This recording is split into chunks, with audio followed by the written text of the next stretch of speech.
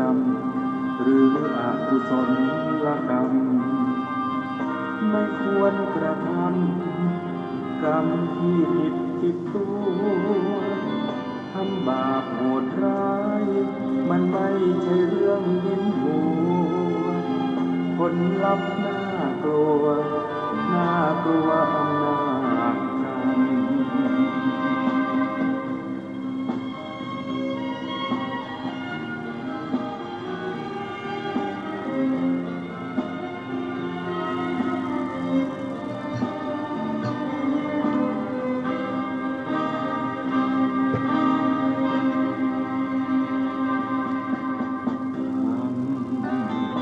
อำนาจกรรมกุศลกรรมหรืออกุศลกรรมไม่ควรกระทำกรรมที่ผิดติดตัวทำบาปโหดร้าย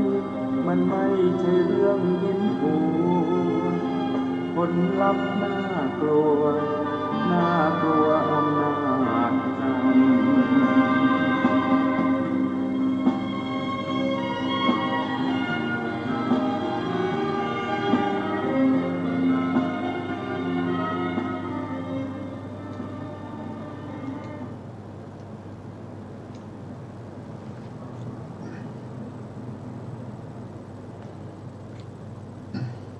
พุทธังสรณังกัจฉามิธัมมังสรณังกัจฉามิสังฆังสรณังกัจฉามิ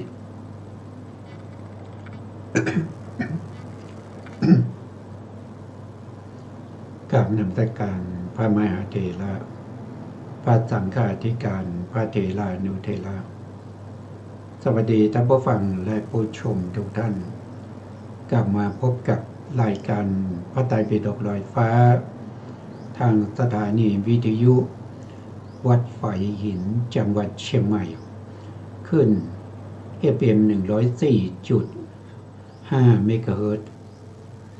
รายการนี้ก็นำเสนอทุกๆวันพฤหัสและวันศุกร์เวลา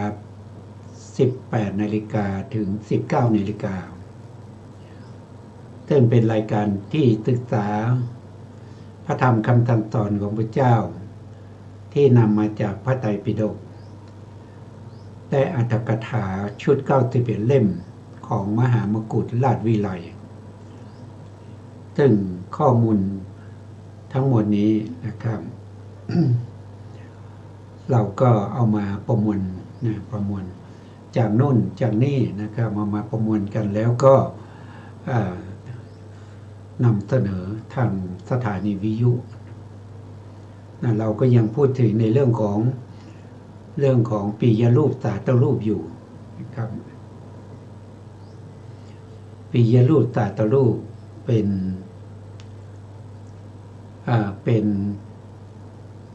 ็นธรรมในชีวิตประจำวันของเรานะครับตั้งแต่เราเกิดจนถึงเราตายในภพหนึ่งนะครับสิ่งที่เป็นไปในแต่ละวันหรือในแต่ละภพนั้นก็ไม่มีอะไรมีแต่นามและรูปนะครับนามก็คือได้แก่จิตและเจตสิกรูปก็คือได้แก่ตาหูจมูกลิ้นกายแล้วก็หัตถยวัตถุนะครับหรือถ้าว่าโดยกรรมมัจจรูปตามที่เราศึกษามาก็ว่าโดยกรรมเฉพาะกรรมอย่างเดียวนะก็มีอยู่ทั้งหมด9รูปด้วยกันก็มีปัตตาทรูป5มีภาวะรูป2เป็น7 8ก็คือหัตถยวัตถุ9ก็คือชีวิตนวกกลาภเป็นรูปที่เป็นอาศัยเกิดของจิตและเจตสิกก็มีเป็นรูปที่เป็นอารมณ์ให้แก่จิตและเจตสิกก็มี แล้วรูปก็อาศัยจิตเหมือนกันนะครับจิตก็อาศัยรูปอาศัย กันเกิดขึ้นตามสมควรแก่ปัจจัยนะตามสมควรแก่ปัจจัยทั้งหลายนะอย่างรูปที่อาศัยจิตเกิดขึ้นก็ได้แก่โดยตรงๆก็คือได้แก่จิตตชรูป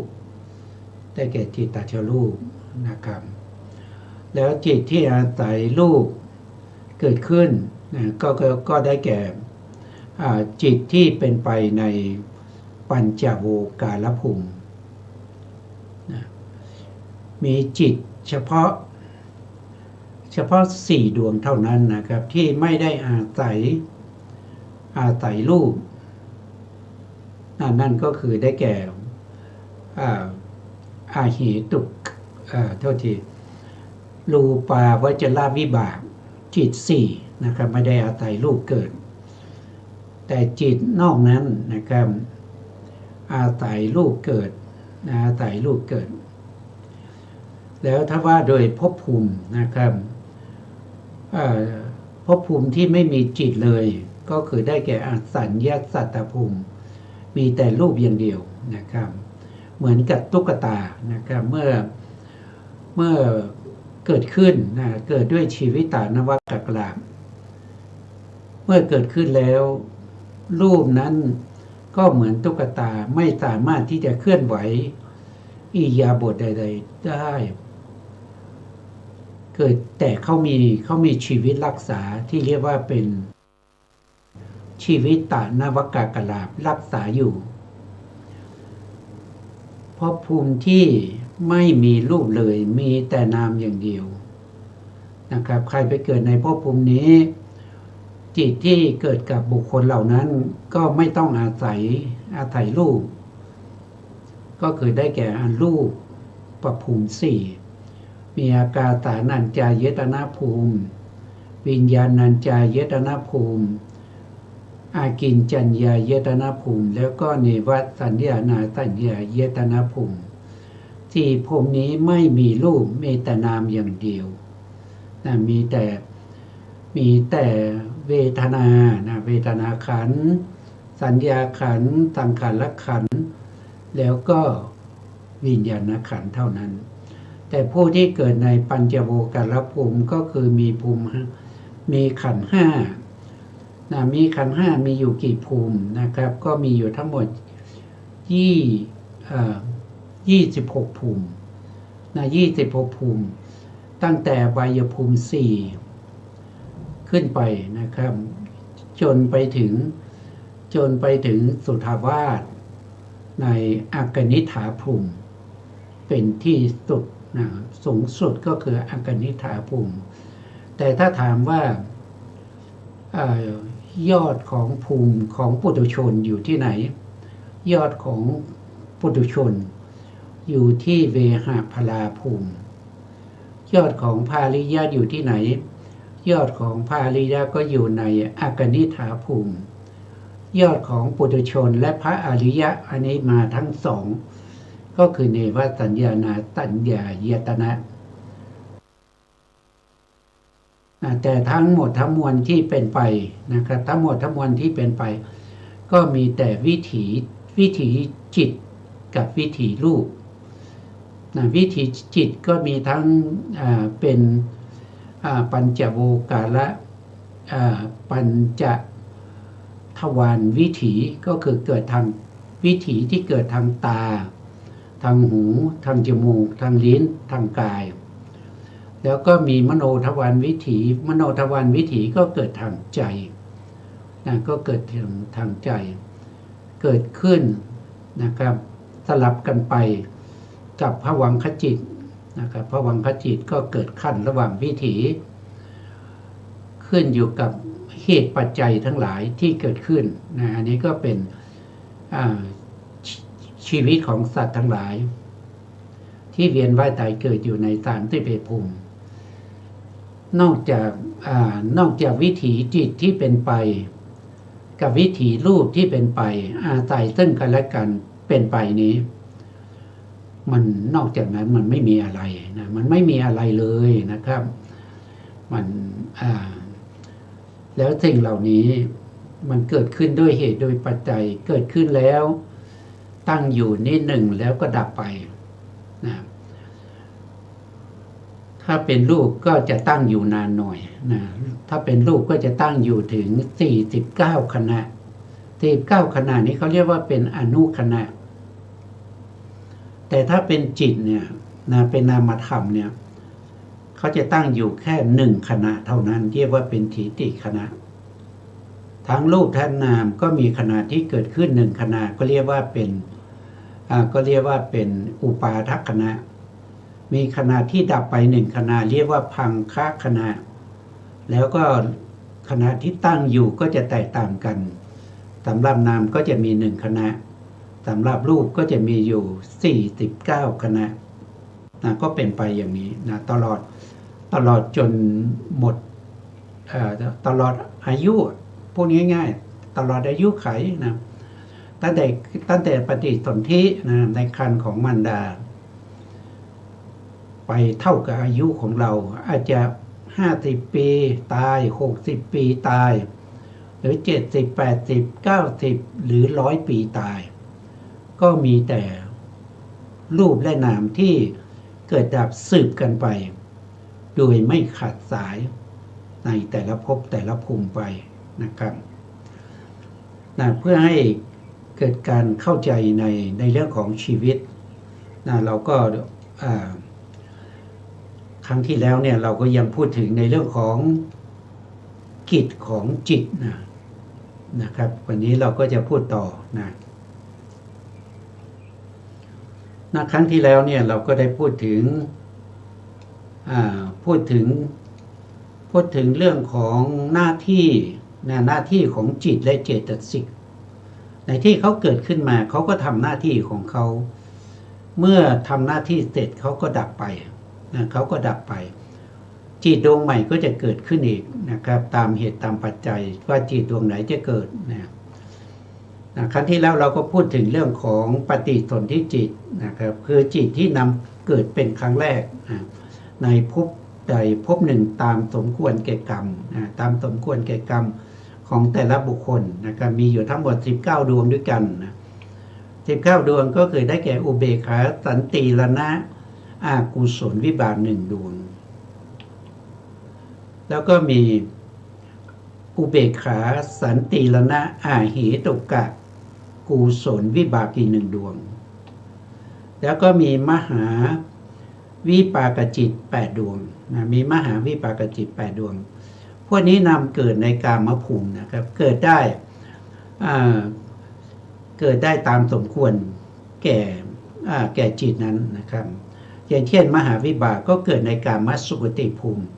ก็มีเทวดา1มนุษย์1แล้วก็เทวดาอีก6นะครับก็เกิดได้เท่าไหร่เกิดได้7ภูมิด้วยกันเรียกว่ากามสุคติภูมิ7ถ้าเป็นอุเบกขาสันติรณะอาเหตุกะกุศลวิบากอันนี้ก็เกิดได้2ภูมิเกิดในภูมิไหนก็คือเกิดในภูมิที่เป็นมนุษย์แล้วก็เป็นเทวดาในชั้นจาตุมาราชิกาเป็นเทวดาที่อยู่ตามพื้นแผ่นดินนะครับส่วนอุเบกขาสันติรณะอากุศลวิบากอันนี้เกิดในอบายภูมิ4นำไปเกิดเป็นเดรัจฉานเป็นเปรตเป็นอสุรกายเป็นสัตว์นรกก็ไปด้วยจิตดวงนี้ผ่านไป10ดวงนะครับเหลืออีก9ดวงก็คือได้แก่รูปาวจระวิปากจิต5รูปาวจระวิปากจิต5สีเหลืองก็สีเขียวนะครับสีเขียวตรงนี้อันนี้นำไปเกิดเป็นพรหมนะครับจิต5ดวงนี้นำไปเกิดในภพภูมิ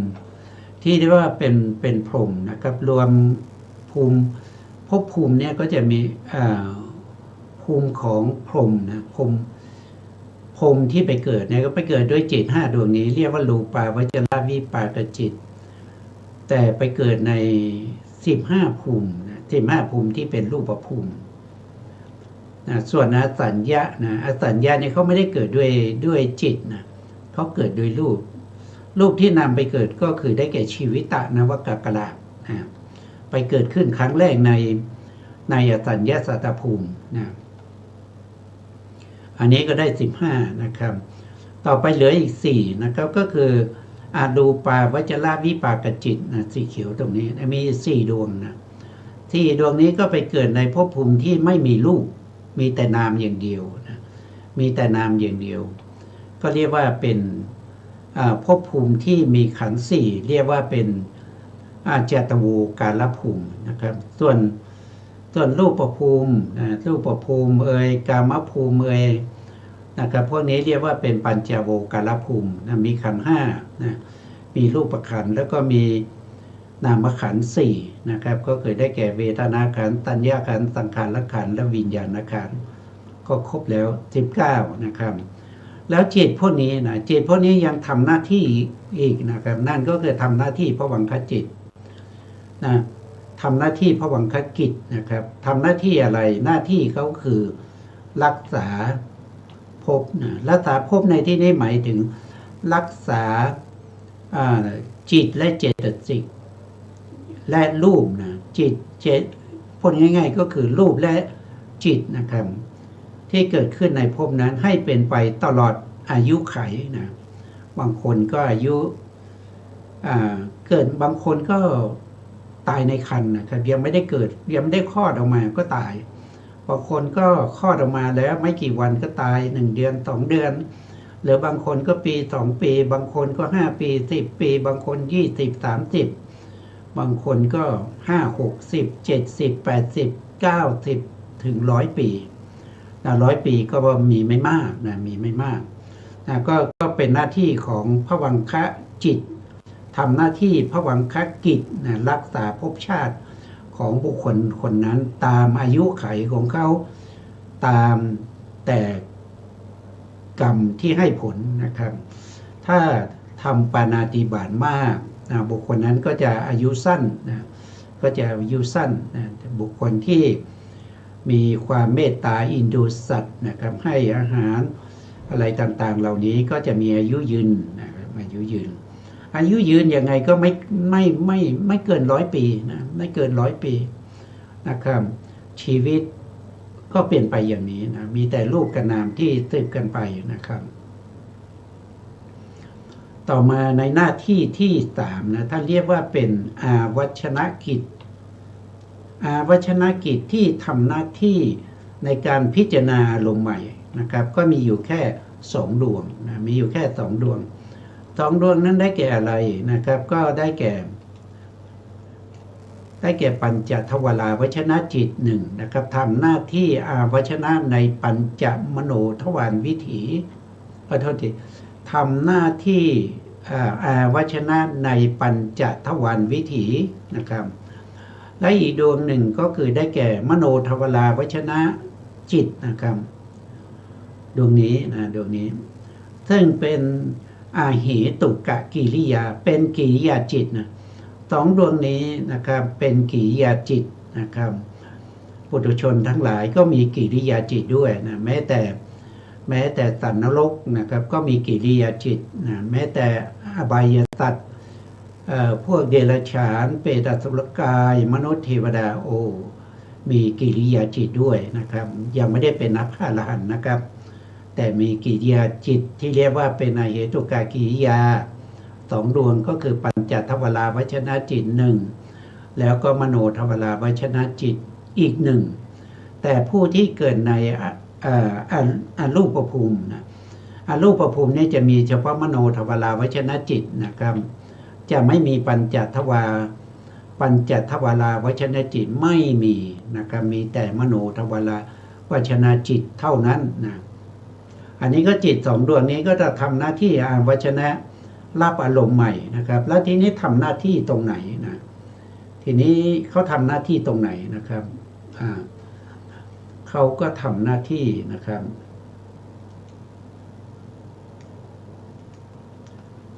เนี่ยเขาก็ทำหน้าที่ตรงนี้นะในปัญจทวารวิถีนะครับในปัญจทวารวิถีสำหรับบุคคลที่เกิดในปัญจโวการภูมิในภพภูมิ26 ภูมินะเว้นรูปภูมิ4และเว้นอาสาร1นะครับทำหน้าที่วัชนะตรงนี้นะครับในวิถีเนี่ยเขาเกิดตรงนี้เขาเกิดระหว่างภวังคจิตกับทวิปัญจวิญญาณจิต10 ดวงใดดวงหนึ่งนะครับ เขาทำหน้าที่ในการรับอารมณ์ใหม่ก็คือออกไปรับปัญจลมนะปัญจลมเพราะว่าภวังคจิตเหล่านี้เขาไม่ได้รับปัญจลมใช่ไหมครับเขารับอารมณ์อดีตในมรณสันการมาพอเขาขาดไปปัญจทวารวัชนะจิตก็เกิดขึ้นปัญจทวารวัชนะจิตก็รับปัญจลมอย่างใดอย่างหนึ่งนะครับตามสมควรนะตามสมควรตามเหตุปัจจัยที่เขาจะรับนะครับนี่ก็เป็นปัญจทวารวัชนะจิตหนึ่งนะครับรับอารมณ์ใหม่นะแล้วถ้าเป็นมโนทวารล่ะมโนทวารก็จะเกิดในมโนทวารวิถีนะเกิดในมโนทวารวิถีเนี่ยเขาทำหน้าที่อยู่ตรงนี้นะเนี่ยตรงนี้นะครับก็คือเขาอยู่ระหว่างภวังคจิตแล้วก็ชวนาจิตนะแต่ทำหน้าที่อาวัชนะอารมณ์ที่เขารับได้นะเขาจริงๆแล้วเขารับได้อารมณ์ทั้งหมดนะทั้งหมดเลยนะอารมณ์6ทั้งหมดรับได้หมดแต่โดยมากเขาจะรับธรรมารมณ์ธรรมารมณ์ก็คือได้แก่จิตเจตสิกสุขุมรูปบัญญัติบัญญัติแล้วก็เขารับนิพพานได้ด้วยนะนิพพานได้ด้วยแต่เขารับนิพพานในทวารที่เป็นมรรคจิตนะมรรควิถีนะครับหรือเป็นวิถีที่เป็นพละสมบัติเป็นวิถีของใครก็เป็นวิถีของพระอริยเจ้านะเป็นวิถีของพระอริยเจ้าเพราะนั้นจิตที่ทำหน้าที่ในการอาวัชนะมีอยู่2ดวงนะครับก็คือได้แก่จิตที่เป็นกิริยาดวงที่1ก็คือปัญจทวารวัชนะจิต1นะครับตรงนี้ปัญจทวารวัชนะจิต1นะครับแล้วก็มโนทวารวัชนะจิตอีก1นะทำหน้าที่ในการพิจารณาอารมณ์ใหม่หรืออาวัชนะกิจนะก็ทำหน้าที่อย่างนี้นะต่อไปทัศนกิจจิตที่ทำหน้าที่ทัศนกิจคือกิจในการเห็นอะไรก็คือเห็นสีหรือรูปารมณ์นะครับมีอยู่2ดวงนะ2ดวงนั้นได้แก่อะไรก็คือได้แก่จักขุวิญญาณนะครับอยู่ตรงนี้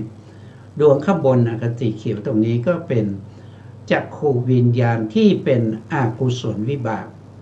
ทำให้เห็นรูปที่ไม่ดีนะรูปที่ไม่ดีคืออะไรก็คือรูปที่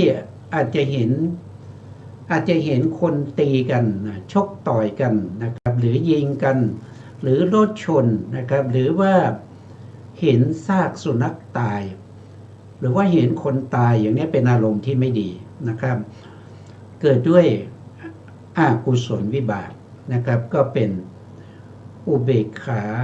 อากุศลวิบากจักขุวิญญาณนะดวงข้างบนนะ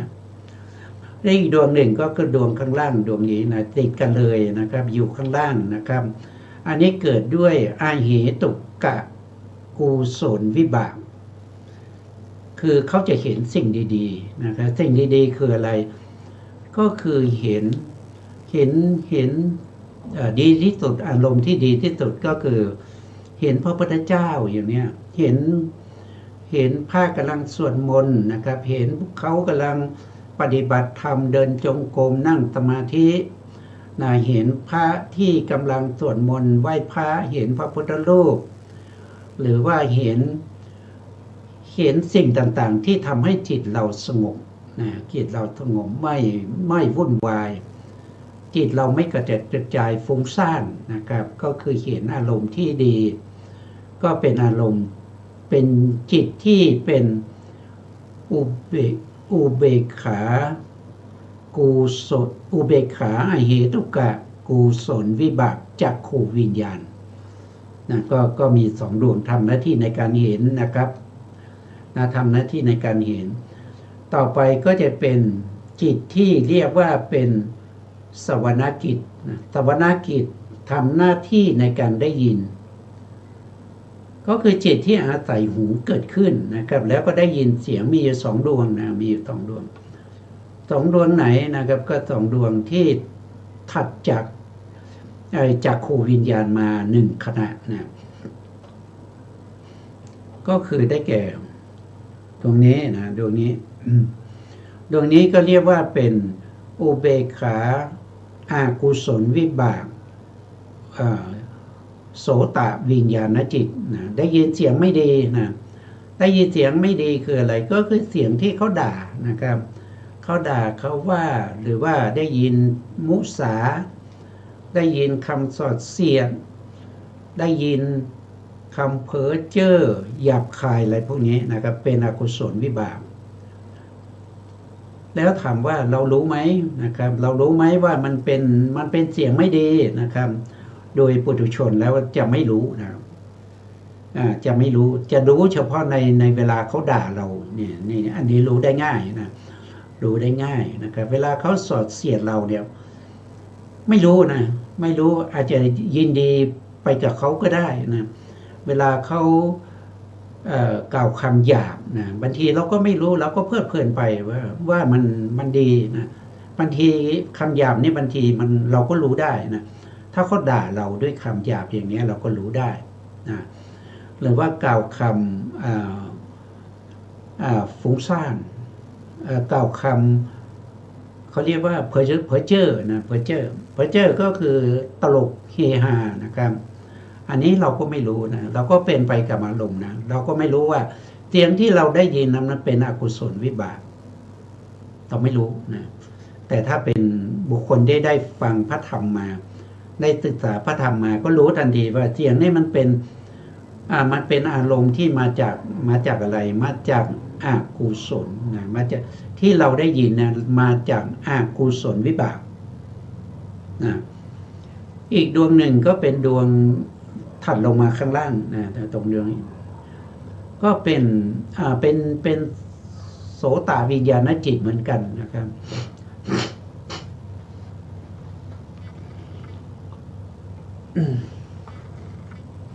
โสตวิญญาณจิตนะครับแต่เป็นจิตที่เกิดจากอกุศลวิบากนะครับกุศลวิบากแต่เรียกว่าเป็นอาเหตุกากุศลวิบากนะครับเป็นโสตวิญญาณจิตได้ยินเสียงดีนะครับเช่นเขากล่าวคำสรรเสริญเรานะครับหรือกล่าวคำชมเราหรือได้ยินเสียงพระสวดมนต์ได้ไปฟังธรรมได้ยินเสียงพระธรรมอย่างเนี้ยอันนี้เป็นเสียงดีนะครับจิตที่เกิดขึ้นมารับเสียงนี้ก็จะเป็นกุศลวิบากแต่เป็นโสตวิญญาณนะครับเกิดเป็นโสตวิญญาณจิตที่อาศัยหูแล้วก็ไปได้ยินเสียงนะครับเสียงที่ดีนะครับเป็นกุศลวิบากอันนี้ก็สองดวงนะครับรับเสียงสองดวงนะครับแล้วก็เห็นสองดวงนะครับสองดวงก็แยกเป็นเห็นสิ่งที่ไม่ดีกับเห็นสิ่งที่ดีได้ยินเสียงที่ไม่ดีกับได้ยินเสียงที่ดีนะครับต่อไปก็6นะครับหน้าที่ของจิตอันที่6นะก็คือได้แก่คายนกิจนะคายนกิจทำหน้าที่ในการรู้กลิ่นนะทำหน้าที่ในการรู้กลิ่นมีอยู่2ดวงนะมีอยู่2ดวงนะมีอยู่2ดวงนะครับแล้วอยู่ตรงไหนล่ะก็อยู่ถัดจากโสตวิญญาณจิตมานะครับก็คือได้แก่ดวงนี้นะดวงนี้ก็จะเป็นคานวิญญาณจิตทำหน้าที่คายนกิจคือได้กลิ่นนะได้กลิ่นที่ไม่ดีเพราะเขาเป็นอกุศลวิบากได้กลิ่นเหม็นๆอย่างเนี้ยกลิ่นที่เราไม่ชอบเนี่ยนะก็เกิดเป็นก็จิตที่เกิดขึ้นมารับอารมณ์ก็คือได้แก่คานวิญญาณจิตที่เป็นอกุศลวิบากนะส่วนดวงข้างล่างนะดวงข้างล่างดวงนี้นะครับเป็นคานวิญญาณนะครับที่เกิดจากอาเหตุกากุศลวิบากเวลาเขาเกิดขึ้นเขาจะรับกลิ่นที่ดีๆเช่นกลิ่นหอมๆอย่างเงี้ยเป็นต้นนะครับกลิ่นหอมๆหรือกลิ่นที่ดีๆนะครับที่ดี นะครับไม่เหมือนกับดวงข้างบนดวงข้างบนรับกลิ่นที่ไม่ดีนะอันนี้ก็สองดวงทำหน้าที่ในการรู้กลิ่นนะครับก็เรียกว่าเป็นฆานวิญญาณจิตนะฆานวิญญาณจิตดวงข้างบนเป็นผลของอกุศลรับอารมณ์ที่ไม่ดีนะครับเช่นซากศพนะกลิ่นซากศพกลิ่นสัตว์ตายนะครับกลิ่นเหม็นๆนะอย่างนี้นะครับดวงข้างล่างก็รับกลิ่นที่ดีนะครับกลิ่นหอมน้ำหอมอะไรพวกนี้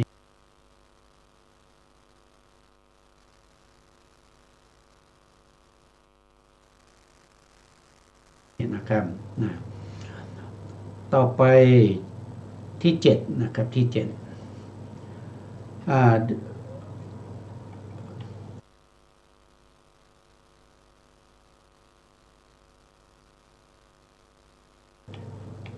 นะครับเขาเรียกว่าเป็นสายนากิจสา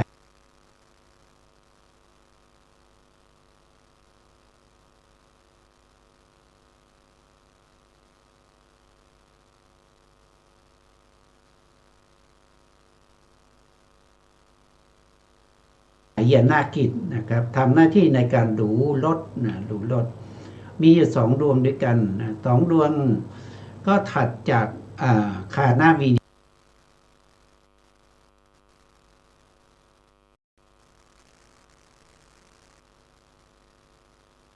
ญาณจิต2นะครับ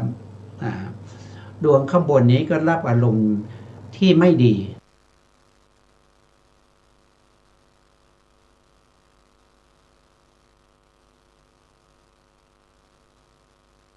นะครับเขาเรียกว่าเป็นชิวหาวิญญาณนะครับเป็นผลของอกุศลเรียกว่าชิวหาวิญญาณอกุศลวิบากนะชิวหาวิญญาณอกุศลวิบากรับอะไรรับรสที่ไม่ดีนะครับรสที่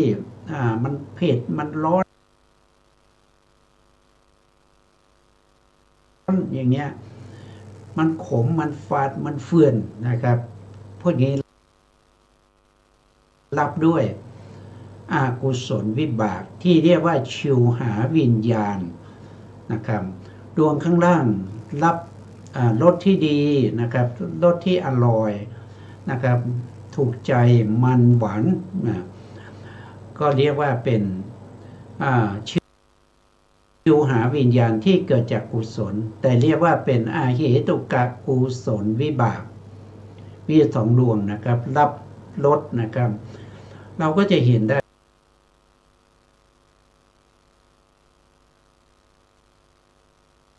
ว่านะครับจิตที่เห็นก็มี2ดวงนะครับจิตที่ได้ยินก็มี2ดวงนะครับจิตที่ได้กลิ่นก็มี2ดวงจิตที่รู้รสก็มี2ดวงนะครับแต่เขาอาศัยที่เกิดที่แตกต่างกันนะครับจิตที่เห็นก็อาศัยจักขุปัฏฐานหรือปัฏฐตาเกิดขึ้นและจิตที่ได้ยินก็อาศัยปัฏฐานหูเกิดขึ้นนะครับจิตที่ได้กลิ่นก็อาศัยปัฏฐานจมูกเกิดขึ้น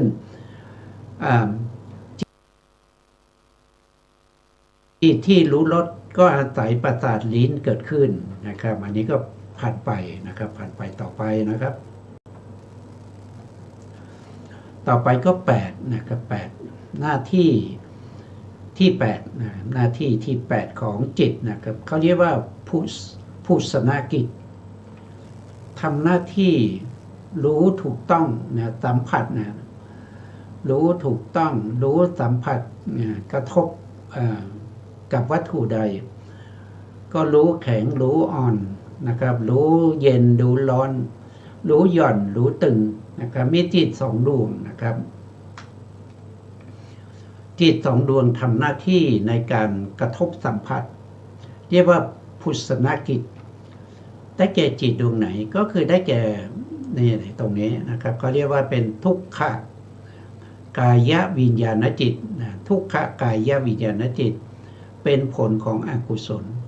นะเป็นผลของอกุศลเรียกว่าอกุศลวิบากเวลาที่เรากระทบแล้วมันเจ็บอย่างเนี้ยนะครับมันเจ็บเนี่ยมันเป็นทุกข์ใช่ไหมเวลาที่เราไปจับอะไรสักอย่างหนึ่ง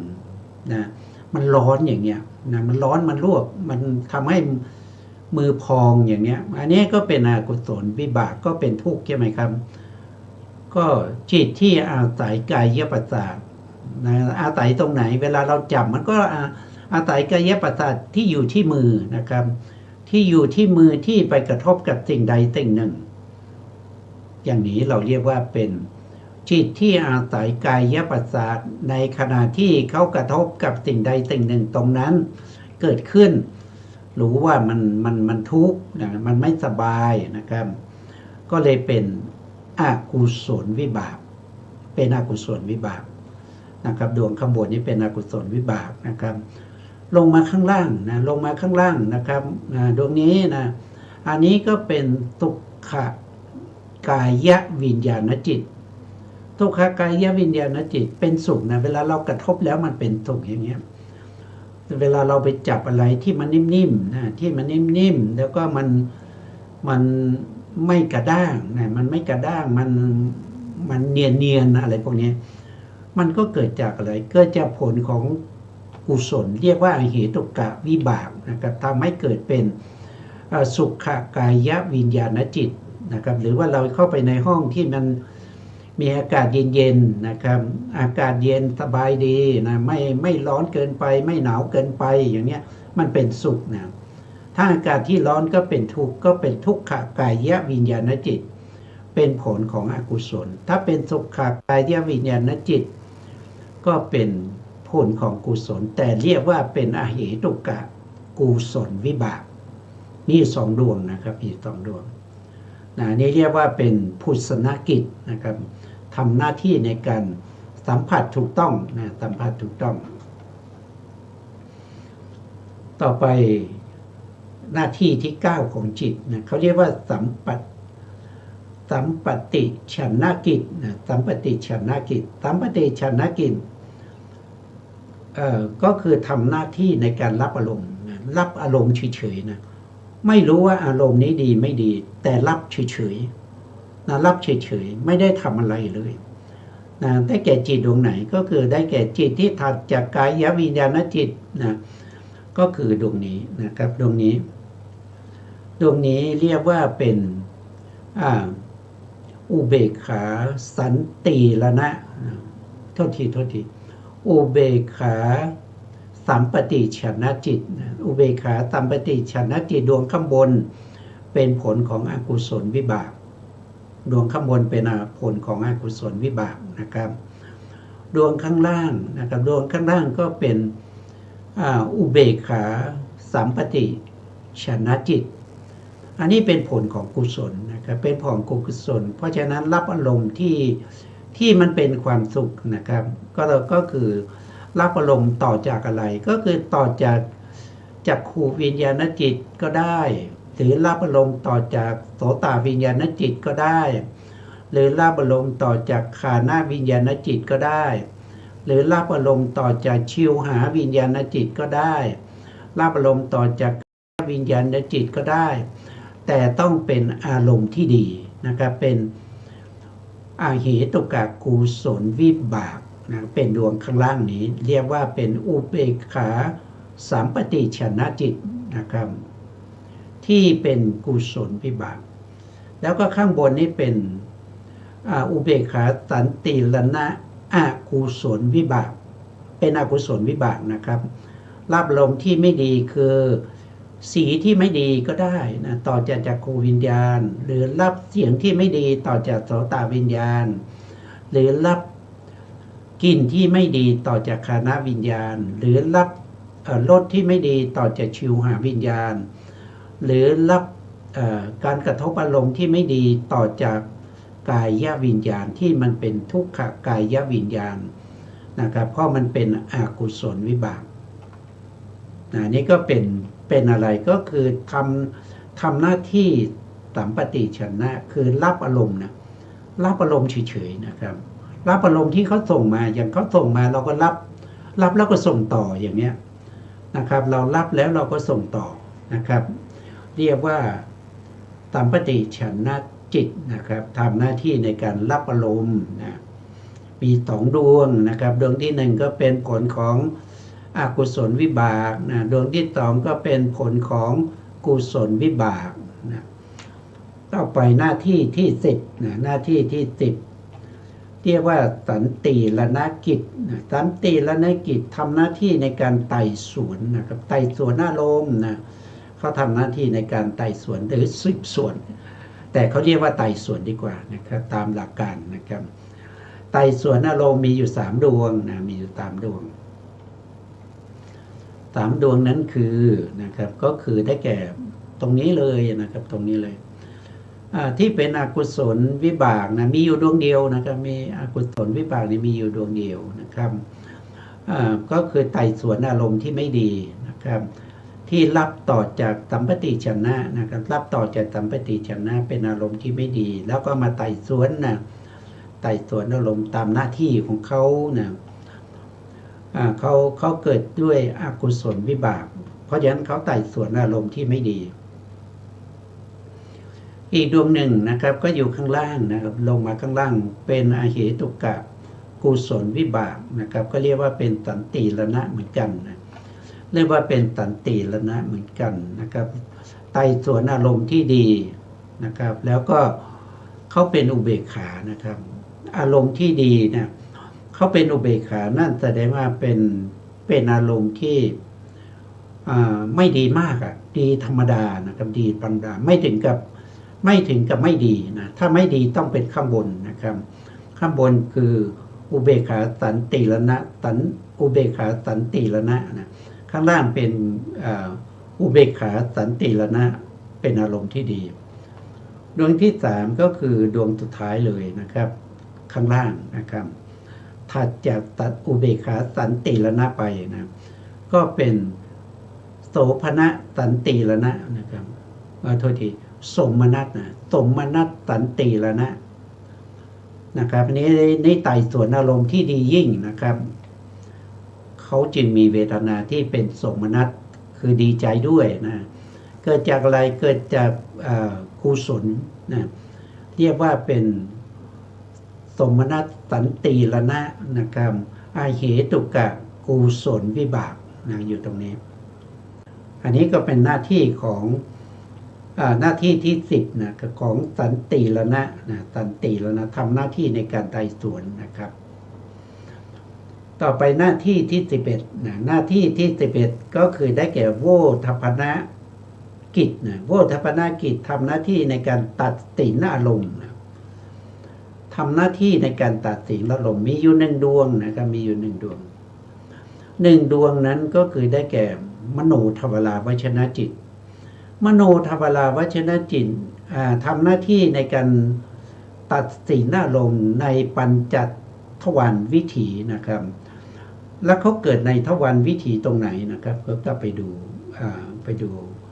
นะครับก็ได้แก่ดวงนี้นะครับก็ทำหน้าที่ก็ได้แก่ดวงนี้นะครับดวงนี้นี่เป็นกิริยาจิตนะเขาไม่ได้เป็นกุศลไม่ได้เป็นอกุศลไม่ได้เป็นวิบากแต่เขาเป็นกิริยาเขาทำหน้าที่ในการตัดสินอารมณ์เขาเกิดต่อจากสันติรณจิตนะสันติรณะที่เป็นอกุศลวิบากหรือเป็นกุศลวิบากที่เป็นอุเบกขาหรือเป็นกุศลวิบากที่เป็นสมนัตนะเขาเกิดต่อตรงนั้นแต่แล้วก็จะมีชวนะเกิดขึ้นนะชวนะก็จะเกิดต่อจากเขานะอันนี้เรียกว่าโวทัพพนกิจตัวจิตจริงๆคือมโนทวาราวชนะจิตมาทำหน้าที่ในปัญจทวารวิถีเรียกว่าเป็นโวทัพพนจิตทำหน้าที่ในการตัดสินอารมณ์นะครับในทำหน้าที่ในการตัดสินอารมณ์ต่อไปก็หน้าที่ที่12นะของจิตนะหน้าที่ที่12ของจิตก็คือได้แก่ชวนากิจชวนากิจทำหน้าที่ในการเสพอารมณ์ทำหน้าที่ในการเสพอารมณ์เนี่ยท่านวงเล็บไว้นะตรงนี้นะท่านบอกว่า55หรือ87นะครับอยู่ตรงไหนนะครับอยู่ตรงไหนนะครับถ้าเป็น55นะครับ55ตรงนี้นะครับก็คือได้แก่ เหตุกจิต12ดวงสีแดงทั้งหมดนี้นะครับทั้งหมดเลยทำหน้าที่ชวนะนะทำหน้าที่ชวนะอยู่ใน55ด้วยอยู่ใน87ด้วยนะครับและต่อมาก็จะมีตรงที่เป็นอเหตุกะนี้จะมี1ดวงนะครับก็คือดวงสุดท้ายดวงนี้นะที่เป็นกิริยาจิตที่เรียกว่าสมนัตหาสิตุปาทจิตนะ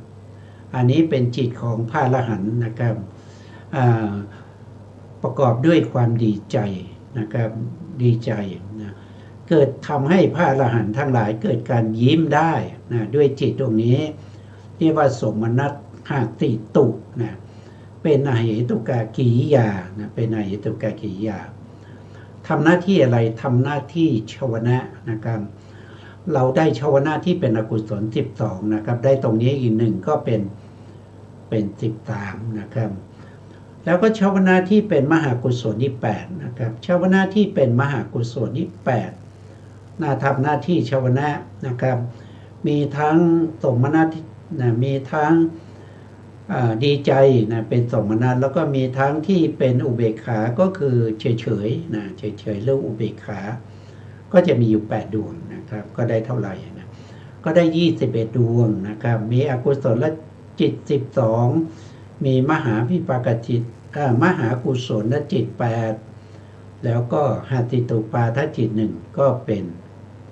21นะต่อไปจิตที่ทำหน้าที่ชวนะก็คือมหากิริยาจิต8มหากิริยาจิต8ตรงนี้นะที่เป็นสีฟ้าตรงนี้นะก็มีอยู่8ดวงนะก็จะมีอยู่8ดวงก็มีทั้งที่มีเวทนาที่เป็นสมนัตแล้วก็มีเวทนาที่เป็นอุเบกขานะครับเหมือนกันกับมหากุศลนั่นแหละนะแต่มหากุศลเนี่ยเป็นจิตของปุถุชนนะครับแล้วก็เป็นจิตของพระอริยบุคคลเบื้องต่ำ3เช่นโสดาบันสกทาคามีและอนาคามีนะครับส่วนที่เป็นกิริยาจิตนั้นเป็นจิตของพระอรหันต์นะครับก็มี8ดวงเหมือนกันนะครับจริงๆท่านบอกว่านะครับมหากิริยาก็คือมหากุศลแต่เป็นมหากุศลที่เกิดในสันดานของพระอรหันต์พระอรหันต์นะครับมีกุศลจิตแต่กุศลจิตนั้นจะไม่ส่งผลเพราะฉะนั้นจึงเรียกว่าเป็นมหากิริยามหากิริยาแต่ถ้าเป็นมหากุศลเนี่ยก็จะยังส่งผลอยู่นะครับอยากให้ผลอยู่นะครับเมื่อกี้ได้21นะครับได้21ดวงแล้วนะแล้วก็มาได้มหากิริยาอีก8นะครับที่ทำหน้าที่ชวนะนั้นก็เป็นเท่าไหร่เป็น29นะ29ต่อไปเราก็ได้รูปาวจรจิตอีก5นะนี่เป็นกุศลนะครับก็ทำหน้าที่ชวนะนะทำหน้าที่ชวนะทำหน้าที่ชวนะที่เป็นกุศลเป็นรูปาวจรกุศลสีเหลืองนะครับได้29นะครับก็เป็นเท่าไหร่ก็เป็น34นะครับก็เป็น34แล้วนะ34บวกกับรูปาวจรกิริยาจิตที่เป็นของพระอรหันต์อีก5นะครับอีก5ดวงนะครับอีก5ดวงเมื่อกี้ได้34ก็เป็น39แล้วนะก็เป็น39แล้วบวกรูปาวจรกิริยาซึ่งเป็นจิตของพระอรหันต์ทำหน้าที่ชวนะนะครับแล้วต่อไปในอรูปนะในอรูปนะในอรูปก็จะมีรูปาวจรกุศลและจิตที่เหลือง4ดวงนี้ก็เป็นกุศลเหมือนกันนะครับก็จะมี4ดวงนะครับเกิดแก่บุคคลที่เป็นมนุษย์ก็ได้นะครับเป็นเทวดาเป็นพรหมก็ได้นะครับหรือว่าเกิดในอรูปภูมิก็ได้จิตพวกนี้เกิดได้เท่าไหร่เว้นอบายภูมิ4แล้วก็เว้นอสัญญาสัตตภูมิ1เว้นไป5ภูมินะครับก็สามารถเกิดได้ถึง26ภูมินะครับตามสมควรนะ ขึ้นอยู่กับบุคคลนะได้อรูปฌานนะถ้าไม่ได้อรูปฌานก็เกิดไม่ได้นะแล้วก็มาตรงที่เป็นสีฟ้านี้เขาเรียกว่าเป็นอารูปาวจรกิริยาจิตนะมีอยู่4ดวงเป็นจิตของพระอรหันต์นะเป็นจิตของพระอรหันต์นะครับอันนี้ก็ทำหน้าที่ชาวนาเหมือนกันนะต่อมาก็จะเป็นจิตประเภทที่เป็นมรรคจิตนะเป็นมรรคจิตนะเป็นจิตที่เปลี่ยนบุตุชนให้เป็นพระอริยบุคคลนะครับก็จะมีปฐมฌานโสดาปัตติมรรคนะครับปฐมฌานสกทาคามีมรรคปฐมฌานอนาคามีมรรคปฐมฌานอรหันตมรรค4ดวงนะ4ดวงนี้ก็เป็นกุศลนะตรงข้อเป็นกุศลทำหน้าที่ชาวนะเหมือนกันนะครับทำหน้าที่ชาวนะเหมือนกันนะครับก็ได้มาเท่าไหร่ก็ได้มา51นะรวมแล้วก็เป็น51นะต่อไปในส่วนที่เป็นผลจิตนะผลจิตก็เป็นจิตของพระอริยบุคคลนะครับในเวลาที่เข้าพระสมาบัตินะก็มี1ก็คือปฐมฌานโสดาปัตติมรรคปฐมฌานสกทาคามีมรรคปฐมฌานอนาคามีมรรคปฐมฌานอรหันตมรรคอีก4ดวงนะครับรวมแล้วทั้งหมดนี้ได้อยู่55ดวงนะได้อยู่55ดวงทำหน้าที่ชาวนะนะเพราะนั้นจิตที่ทำหน้าที่ชาวนะนี่มีเยอะนะครับมีมากนะมีถึง55ดวงนะครับทำหน้าที่ชาวนะคืออะไรก็คือเสพอารมณ์นะเสพอารมณ์ก็คือเสพบ่อยๆนะครับแล้วถ้าเป็น87ล่ะ87คืออะไรนะ87ก็คือเอามรรคจิต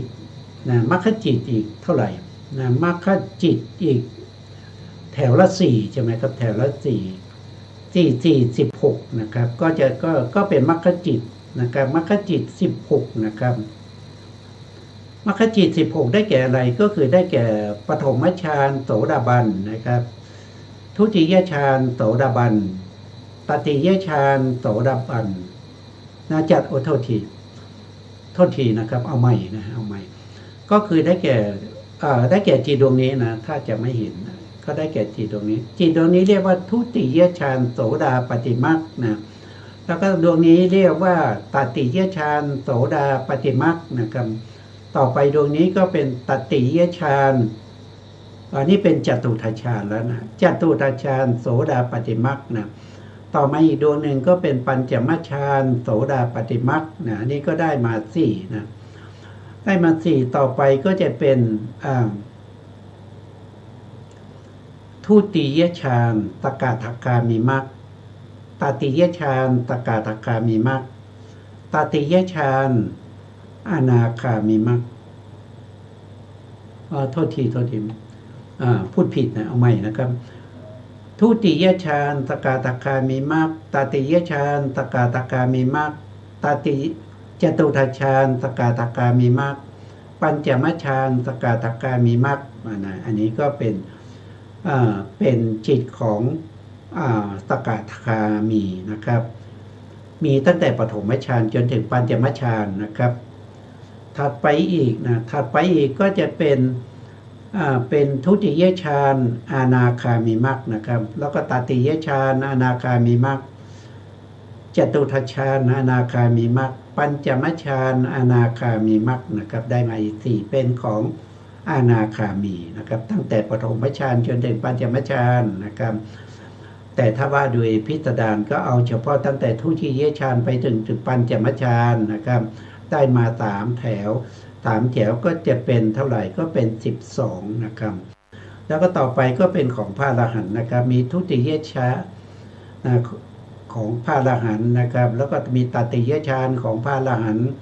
แล้วก็มีจตุทัชฌานของพระอรหันต์แล้วก็มีปัญจมฌานของพระอรหันต์ได้มาอีก4นะครับรวมที่ตั้งแต่ทุติยฌานมาจนถึงปัญจมฌาน4แถวก็เป็น16นะได้มาอีก16ดวงนะครับได้มาอีก16ดวงแล้วก็มีผลจิตอีกนะผลจิตก็มีอยู่ 16เหมือนกันนะครับก็จะมีทุติยฌานโสดาปัตติมรรคนะครับตติยฌานโสดาทุติยฌานโสตาปัตติผลตติยฌานโสดาปัตติผลจตุทัชฌานโสดาปัตติผลปัญจมฌานโสดาปัตติผลนะครับแถวที่2ก็ได้แก่ทุติยฌานสกทาคามีตติยฌานสกทาคามีจตุทัชฌานสกทาคามีปัญจมฌานสกทาคามีต่อไปอีกแถวหนึ่งนะครับก็เป็นของพระอนาคามีก็เป็นทุติยฌานอนาคามีนะครับตติยฌานอนาคามีจตุทัชฌานอนาคามีปัญจมฌานอนาคามีแถวสุดท้ายนะครับก็จะเป็นของพระอรหันต์ก็ได้แก่ทุติยฌานของพระอรหันต์ตติยฌานของพระอรหันต์จตุทัชฌานของพระอรหันต์ปัญจมฌานของพระอรหันต์นะครับ4แถวละ4ก็เป็น16นะผลจิต16บวกกับมรรคจิต16ก็เป็น32เอา32ไปบวกกับ55นะบวกกับ55ก็ได้87นะจิตพวกนี้ทำหน้าที่เป็นชวนากิจหน้าที่ตรงเขาคือเสพอารมณ์นะครับอันนี้ก็เป็นหน้าที่ของจิตนะครับเพราะฉะนั้นวันนี้เวลาหมดอีกแล้วนะครับเพราะฉะนั้นเราก็จะคืนเวลาให้ทางสถานีต่อไปนะครับเพราะว่าเวลาหมดก็ต้องหมดเวลานะครับสุดท้ายนี้นะครับก็ขอกราบขอบคุณครูสุดท้ายนี้ก็ขอกราบขอบพระคุณพระครูสมุทรวิสุวัฒน์วรกิจโจผู้อำนวยการสถานีวิทยุเพื่อการศึกษาพระพุทธศาสนาและวัฒนธรรม FM 104.5 เมกะเฮิรตซ์วัดฝายหินจังหวัดเชียงใหม่ได้ขอกราบขอบพระคุณพระครูปริยัติยานุศาสตร์ขอบคุณท่านผู้ฟังและผู้ชมทุกท่านนะที่ให้เกียรติติดตามในรายการพระไตรปิฎกลอยฟ้าพบกันใหม่ในครั้งต่อไปครับวันนี้ลาไปก่อนครับสวัสดีครับ